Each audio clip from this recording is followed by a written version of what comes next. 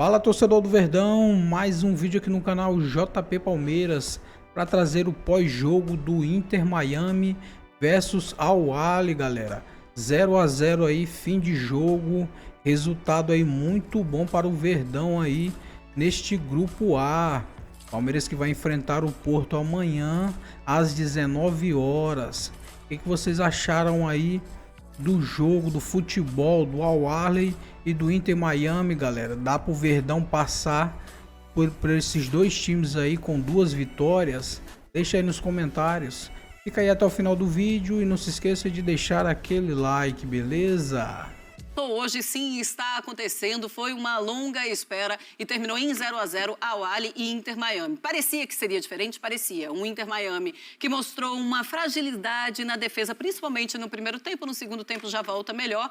Um Inter Miami que tem uma parte ali ofensiva muito forte com Messi e Suárez, é verdade, mas ainda assim eles também não conseguiram ser muito eficientes hoje. Aliás, não foram eficientes hoje, tanto que terminou 0 a 0 essa partida entre Al Ahly e Inter Miami. Primeiras impressões, então, dessa partida do primeiro jogo do Mundial de Clubes. Começa com você, professor Celso Zelt.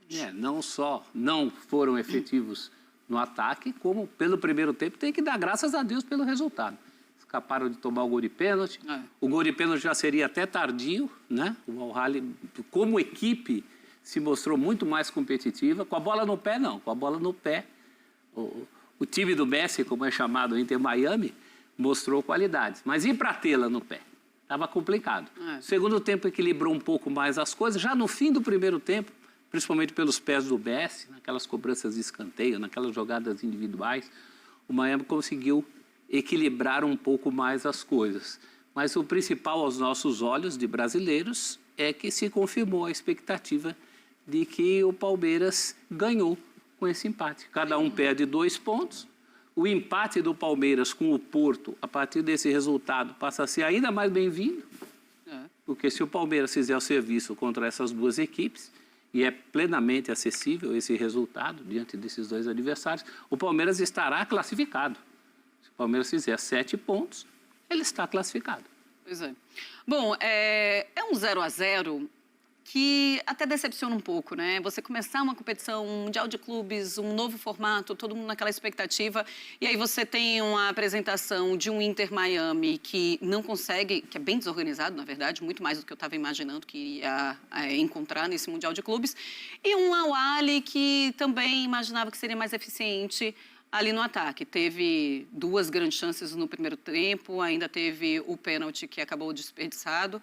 Mas, Mari, eu queria a tua primeira impressão desse jogo e se te decepcionou também.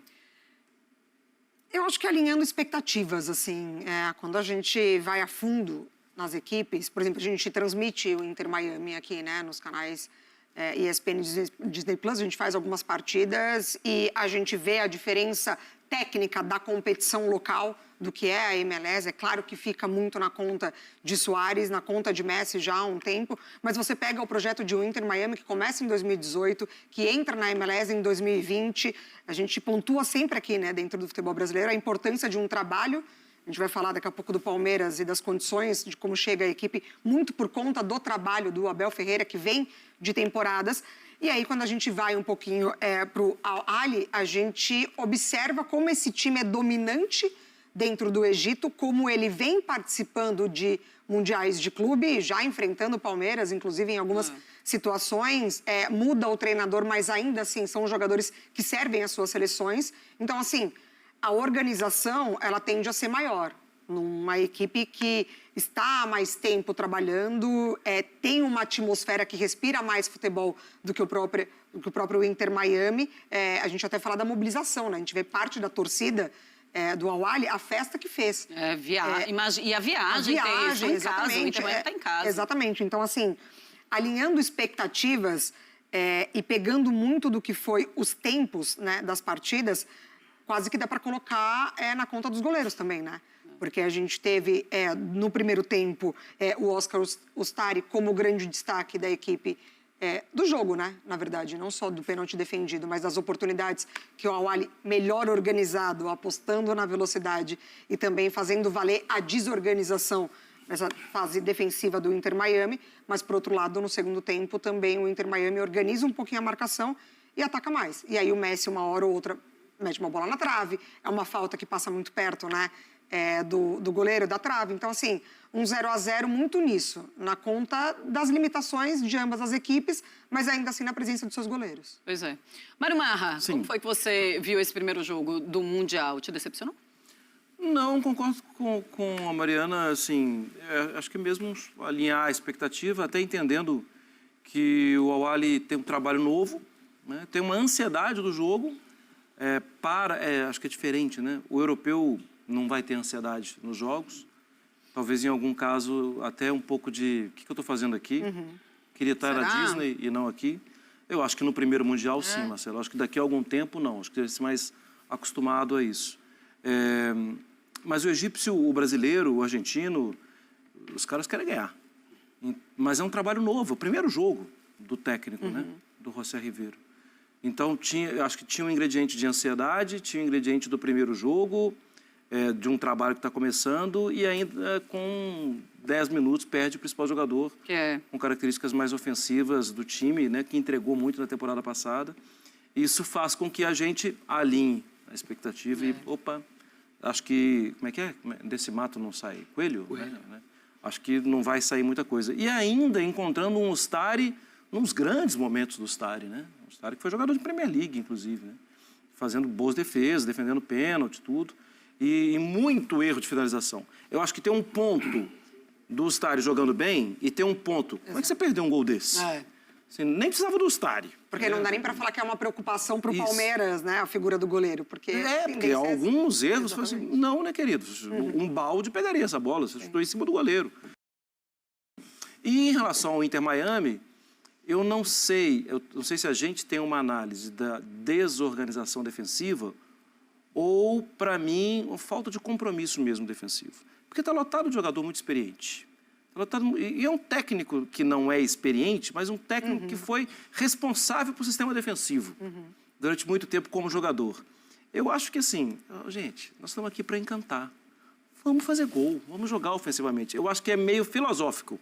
Não vou marcar, não. Pelo amor de Deus, vamos chegar... Não? Você acha que não é possível? Sabe por quê? Eu acho muito possível. Porque assim, você no primeiro tempo, você em algum momento... Não, ok. Mas no primeiro tempo, você tá levando um calor tão grande do Al-Ahly que eu imagino que no intervalo teve uma conversa ali para falar, pessoal, vamos lá. Né? É o Al-Ahly, é o principal time da África, do Egito. No segundo tempo melhorou. E aí melhora, exatamente. Concordo, mas eu não acho. Assim, mas a melhora pode vir através da mobilização também, né? Eu acho que esse time, contra qualquer um, vai tentar ser faceirinho. Vai tentar, assim, vamos jogar bonito, gente, vamos jogar bonito. Eu acho que é meio filosofia. E se for assim, eu só fico pensando assim, o Estevão nesse time do Miami. Em condições ideais vai fazer isso. Agora, o Marra levantou uma palavra aqui que me chamou a atenção, ansiedade. Né? A ansiedade pode ser a inimiga do Palmeiras, contra o Al-Ahly, principalmente. Porque o Al-Ahly hoje era o que tinha motivo... Mas vai ter quebrado, né? Porque vai ter feito o primeiro jogo. Então, o Al-Ahly é quinta-feira, né? Então dá tempo de... Amanhã tem a estreia, tem o tempo até quinta-feira. Mas não é a ansiedade do campeonato, é a ansiedade de fazer o gol no adversário, teoricamente, mais fraco. Hoje, essa responsabilidade o Al-Ahly tomou para si, no primeiro tempo. E não conseguiu fazer esse gol. As grandes partidas do Al-Ahly em mundiais, inclusive contra brasileiros, as melhores partidas... ele fazia nessa condição de franco atirador, que não era a condição de hoje. Contra o Palmeiras, será. Acho que é pouco. Acho que mesmo assim, o Palmeiras passa por esses dois adversários. Para mim, o jogo-chave do Palmeiras é o jogo de amanhã contra o Porto. Sim. E mesmo, eventualmente, com uma derrota, diante do que os dois não mostraram hoje, eu ainda vejo o Palmeiras favorito, pelo menos a uma das vagas desse grupo. Então, acho que tudo isso foi muito bom para o Palmeiras. Mostrou, a não ser que baixe um santo ali no Messi, que é uma coisa que pode acontecer, inclusive no jogo de hoje. Esse santo mora lá. É isso que eu ia falar, olha bem que ele esse santo está em casa. O jogo de hoje estava mais para o Al-Ahly em, sei lá, 60% da partida. Mas até o fim ficava aquela coisa de o Messi poder fazer alguma coisa. Quando ele deu aquela respirada na falta, que bateu no canto da rede, Ali eu tinha certeza que ele ia fazer o gol. Eu e meus amigos do meu grupo de argentinos... Falarei agora. Eu tenho um grupo de argentinos aqui que é sensacional, né?